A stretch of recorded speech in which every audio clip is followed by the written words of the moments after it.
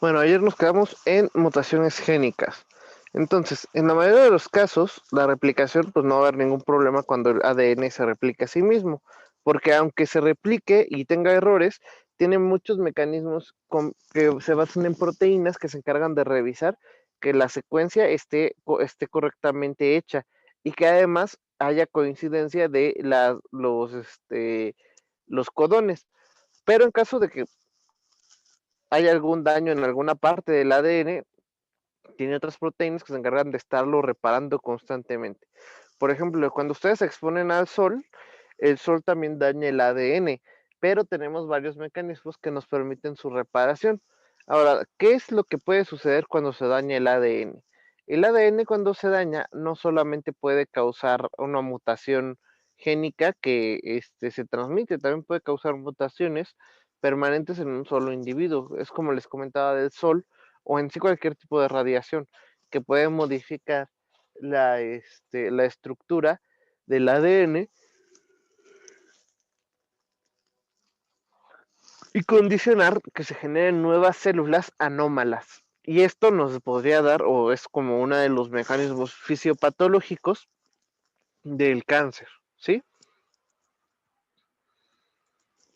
Un cambio en la secuencia de nucleótidos en un gen es llamado una mutación génica o una mutación puntual. Algunos desórdenes causados por mutaciones génicas son entre otras el albinismo, la anemia drepanocítica, la fenilcetonuria, la hemofilia.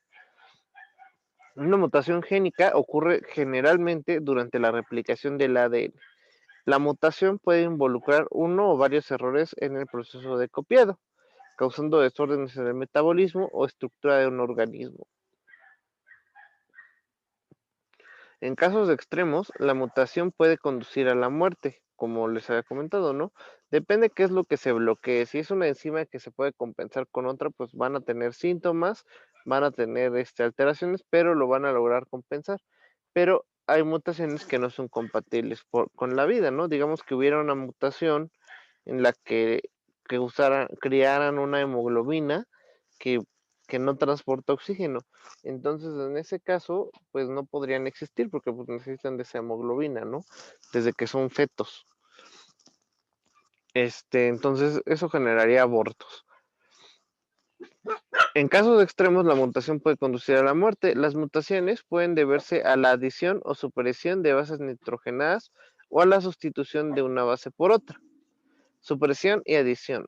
Una mutación por supresión es la pérdida de una o más bases de ADN en un gen.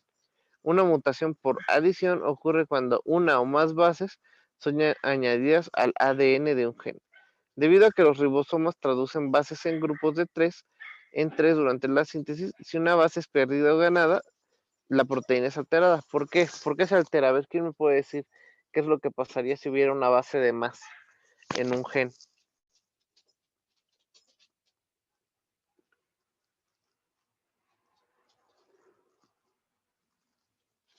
Chicos, ¿Podría causar alguna malformación? ¿pero por qué? Bueno, a ver, no, o sea, sí, sí, eso sería el efecto final.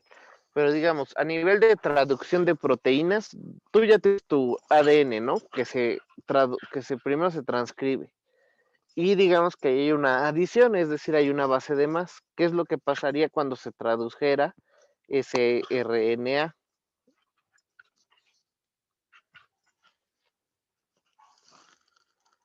No se pudiera, bueno, como transformar a un estado proético, bueno, Proteico. ajá, proteico, ¿Pero correcto. por qué?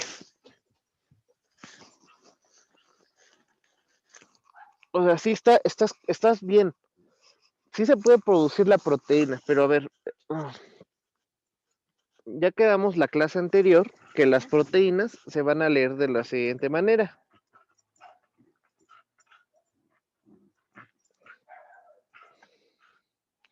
Yo tengo mi RNA.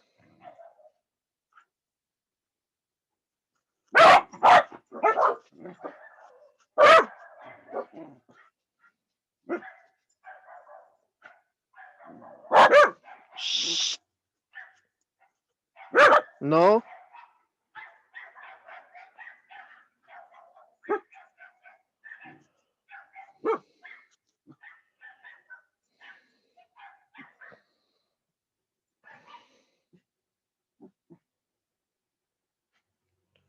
Y acuérdense que así como está esta, va a llegar a, bueno, a ver, vamos a dibujarla así.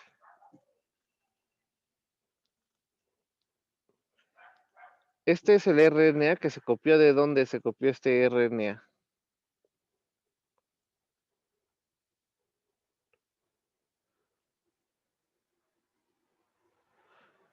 Chicos, ¿de dónde salió este RNA?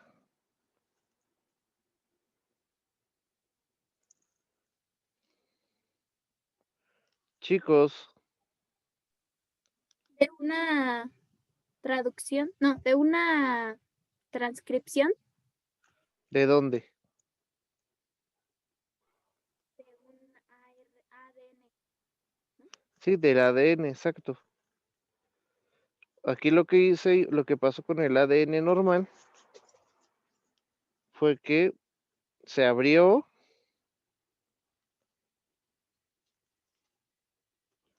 la sección que se iba a copiar y una enzima empezó a copiar esta parte hasta que obtuvimos esto, ¿no? El RNA. ¿Qué aquí cuál es la diferencia entre este y este?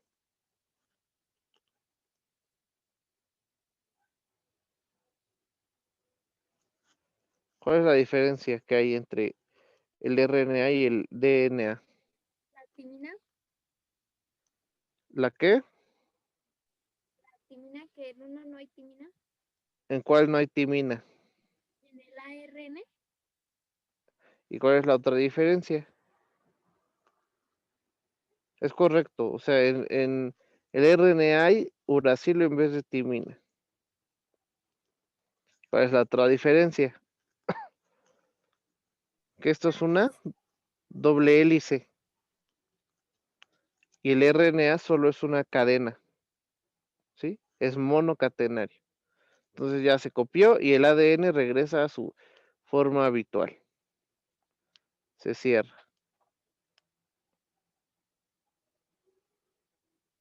Bueno, ya después de cumplir las demandas, ¿no? Entonces luego este RNA, ¿dónde va?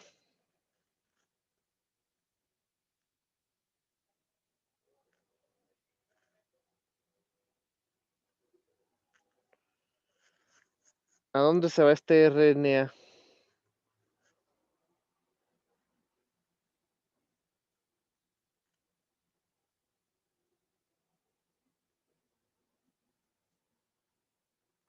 ¿A los ribosomas? A los ribosomas. Y en los ribosomas, ¿qué es lo que va a pasar? Se va a hacer la producción de proteínas, creo que tenemos. Exacto, ¿no? Entonces este RNA va a llegar acá.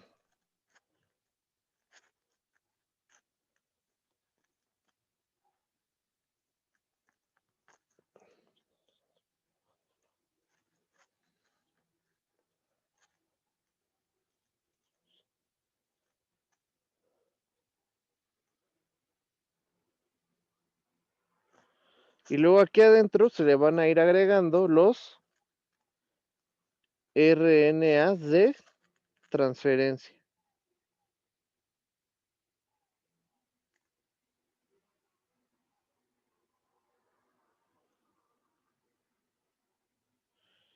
Que tienen agregado aquí ¿un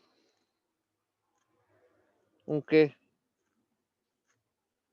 ¿Cuál es la diferencia entre el RNA de transferencia y el RNA mensajero?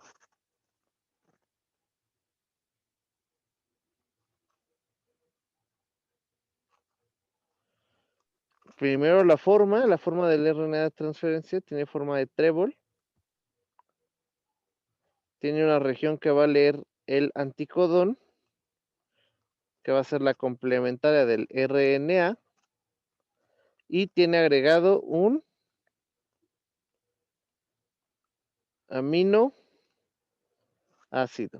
¿sí? Este RNA se va a unir al ribosoma y va a haber varios RNAs de transferencia, que lo que van a estar buscando va a ser su anticodón complementario, bueno, su codón complementario. Y una vez que lo encuentre, va a agregar aquí un va a ceder su aminoácido y se va a separar y va a volver a buscar otra vez otro aminoácido por ahí en el citosol, ¿vale? Entonces así se va a ir leyendo de 3 en 3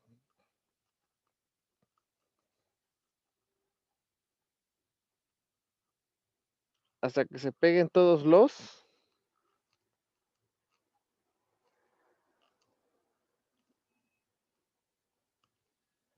aminoácidos y se forme su péptido o proteína.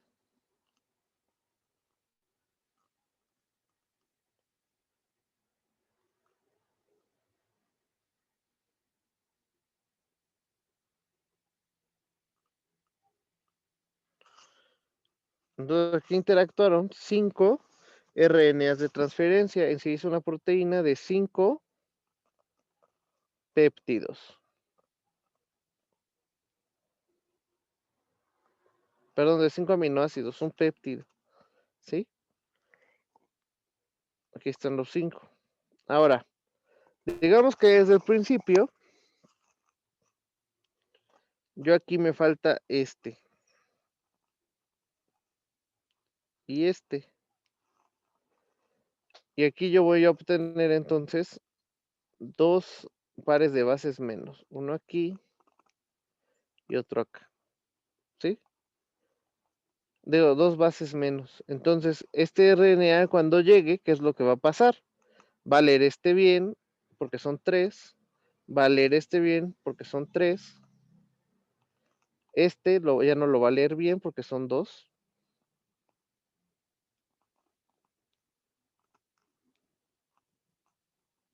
Ya no lo va a poder leer. Ni este.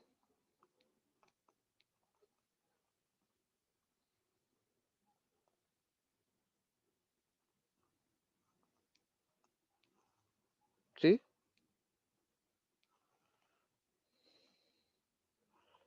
Entonces me va a dar, este lo va a leer bien, y estos dos no los va a poder leer.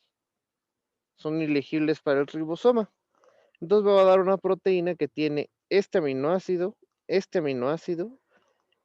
no lo tiene,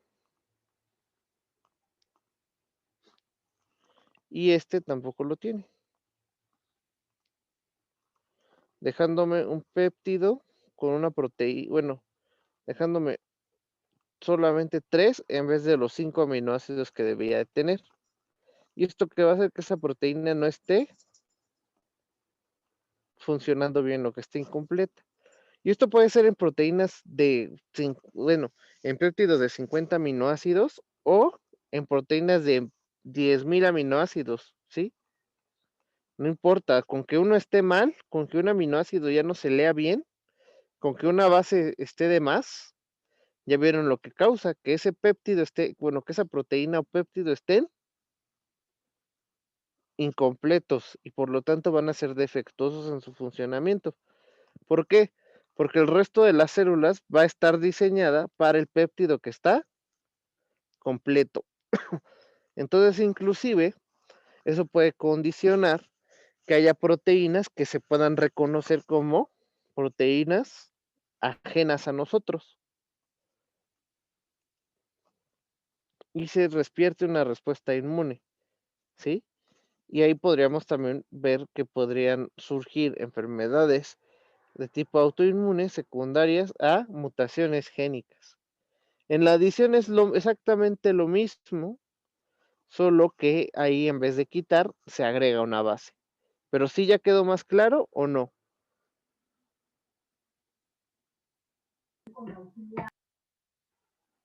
Chicos, Sí, profe. ¿seguros? Sí. Sí, Bueno. Luego, sustitución de un par de bases. Una sustitución puede no ser nociva porque simplemente cambia un codón por otro codón para el mismo aminoácido. Por ejemplo, si revisamos la tabla de código genético, nos podemos dar cuenta que la tercera base de codones para la arginina pueden cambiarse y seguir codificando para arginina. Por ello, cualquier sustitución en la tercera base de un codón para la arginina no afectaría a la proteína no cambiaría. Alrededor del 30% de las mutaciones por sustitución no resultan en cambio de proteína.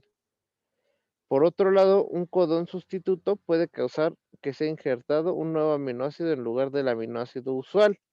La proteína resultante puede no funcionar o ser defectuosa. Por ejemplo, una sustitución de un par de bases en el gen normal para hemoglobina puede producir el gen para hemoglobina normal, lo que causa una enfermedad que se conoce como anemia drepanocítica o falciforme. Esta mutación altera la forma de los glóbulos rojos, los cuales adquieren forma de hoz o de media luna, y es una enfermedad muy grave que puede llegar a ser a ser mortal. Pero también este tipo de anemia surge o se cree que surgió como una adaptación evolutiva. Esta anemia, la anemia de drepanocítica o falciforme, eh, como la hemoglobina está alterada, ya no pueden ingresar a ella el agente causal del paludismo, ¿sí? Es el treponema pallidum, perdón, que es el Plasmodium vivax, ¿sí? El Plasmodium vivax, para poder entrar a la célula, necesita que el glóbulo tenga presente la hemoglobina. Si el Plasmodium no lo presenta, entonces lo que va a generar es que pues, no pueda entrar y no se pueda reproducir. Entonces, eso surgió como, bueno, una de las teorías es que surgió como eh, un cambio adaptativo en poblaciones que están muy expuestas al Plasmodium. Ujú. Cáncer y sustancias bueno, esto ya lo habíamos, ya lo estuvimos platicando ahorita, ¿no? Que hay varias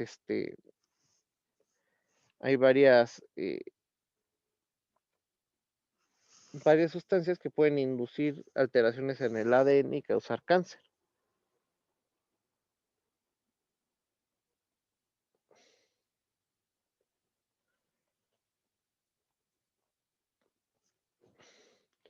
Algunas aplicaciones de la genética. Las aplicaciones tecnológicas en genética hacen posible alterar la herencia de organismos para adaptarlos.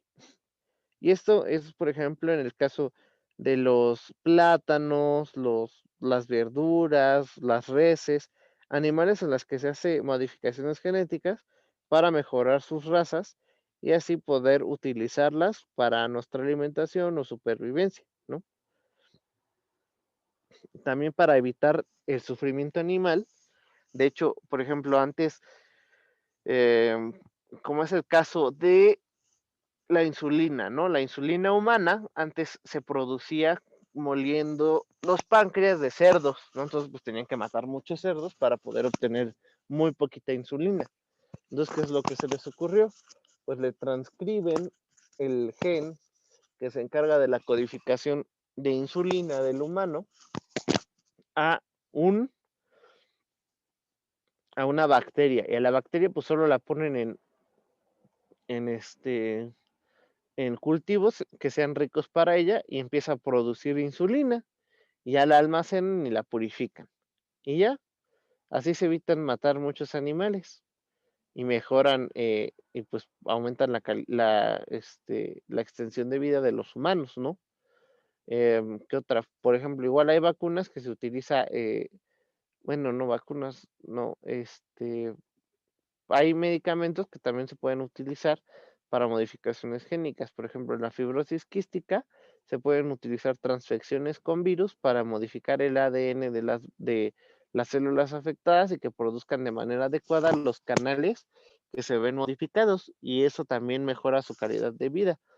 Em, También, por ejemplo, ha habido razas a lo largo de la historia que han tenido problemas, razas de perros, y se les ha agregado por medio de crossbreeding, o sea, cruzarlos con otra especie, para quitarles características que pudieran afectar su salud. La genética clásica aplicada consiste fundamentalmente en la mejora de razas animales y variedades vegetales. La recolección y siembra de plantas para seleccionar aquellos organismos con mejores calidades o productividad es un método que es muy antiguo. Además, el cruce de ellos selecciones dio como resultado organismos con características superiores. Esto de superior, inferior, lo que sea, es relativo, ¿eh? O sea, son más bien convenientes. Son cualidades que le convienen a la persona que las ha mejorado para, pues, utilizarlas. Sí. No es que sea mejor o sea peor, pues solamente es más conveniente.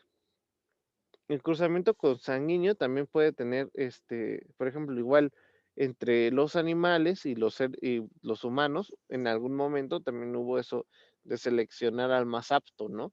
Y se reproducían, solamente que en el humano y en algunas otras especies, pues surgió de manera espontánea o también surgió que hubo, pues, endogamia, ¿no?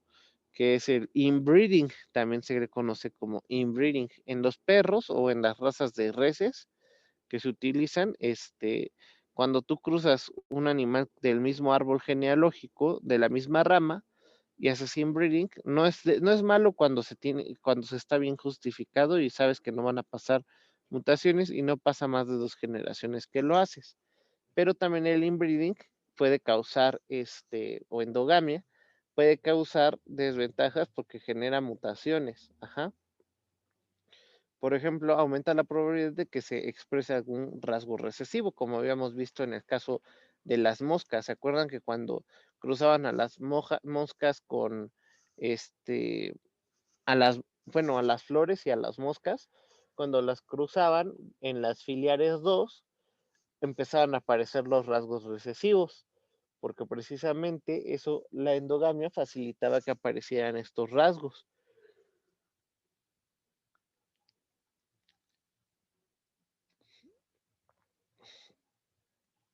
Sí, por ejemplo, un caso muy común de los cruces consanguíneos entre los perros fue el de los French Poodle miniatura.